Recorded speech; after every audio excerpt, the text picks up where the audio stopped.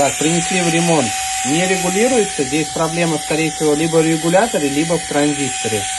Тут ручка так у нас звучит. Покажем после, какой ремонт был произведен.